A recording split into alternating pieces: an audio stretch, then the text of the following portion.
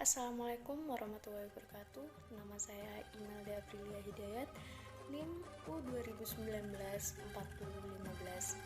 Saya merupakan salah satu mahasiswa di IAIN Jember, program studi Sejarah Peradaban Islam. Di sini saya akan sedikit menjelaskan tentang kesenian yang berada di daerah saya.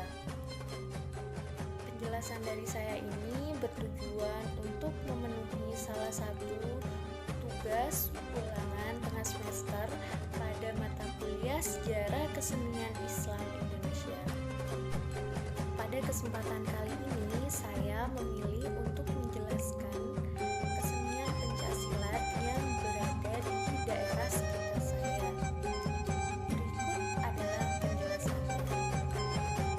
Pencaksilat adalah suatu seni bela diri tradisional yang berasal dari Indonesia.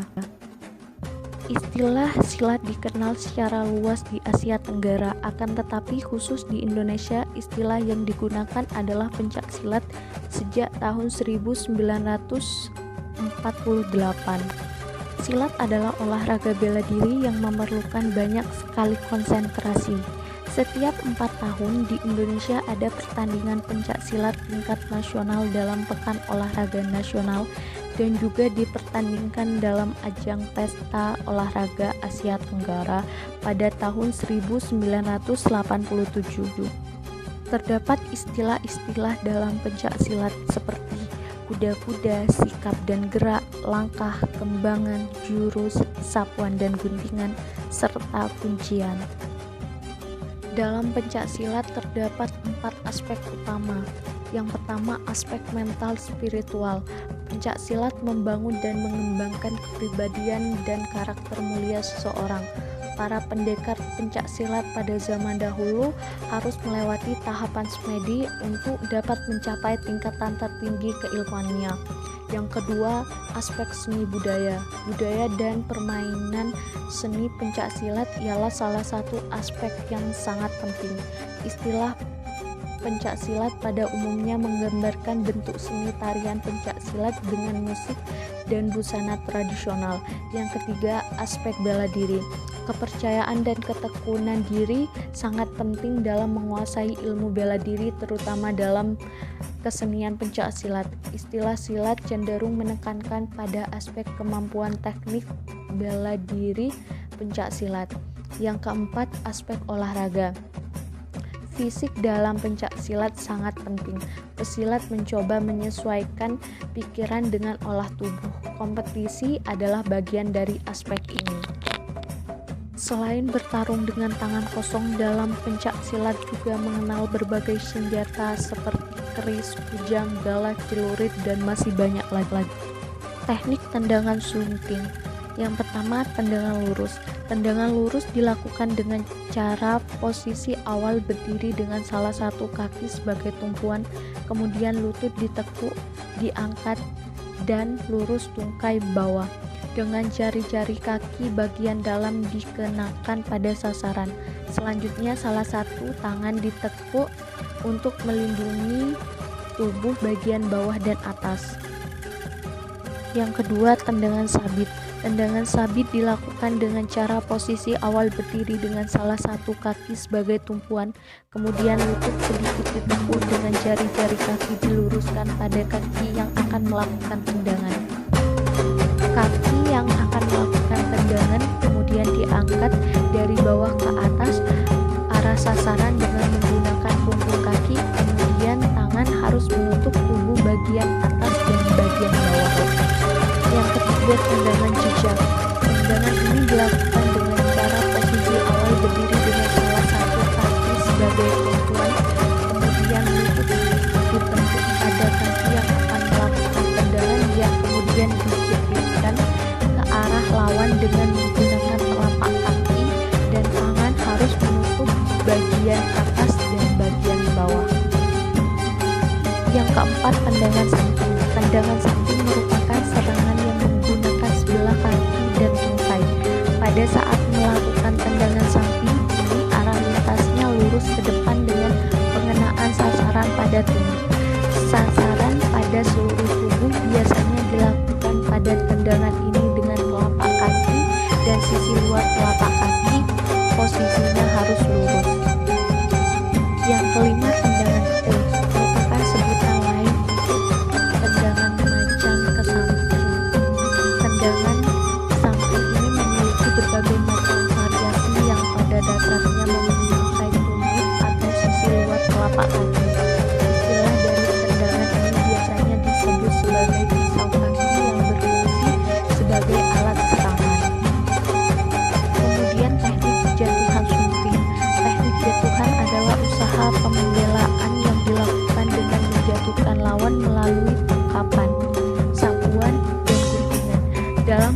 melakukan tangkapan, pesilat akan melakukan tangkapan terhadap serangan lawan menggunakan kaki dengan salah satu tangan atau dua tangan sekaligus.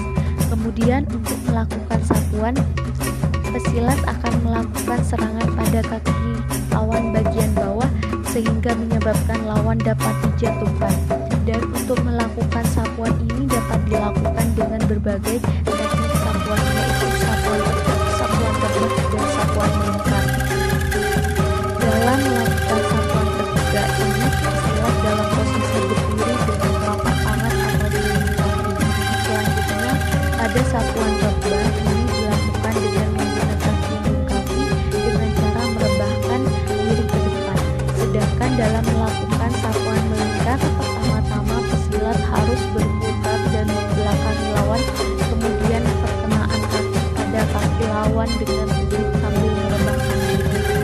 Selanjutnya dalam melakukan guntingan, pesilat menggerakkan kedua kaki ke arah pinggang atau lutut dengan arah yang berlawanan dan kedua tangan dalam keadaan bebas. Terdapat beberapa peraturan yang harus diperhatikan dan dilakukan dengan seksama ketika berlatih pencak silat, di antaranya: yang pertama, upacara pembukaan; kedua, pemanasan; ketiga, latihan inti; keempat, pendinginan; dan terakhir, upacara penutupan latihan diakhiri dengan penghormatan dan berjabat tangan.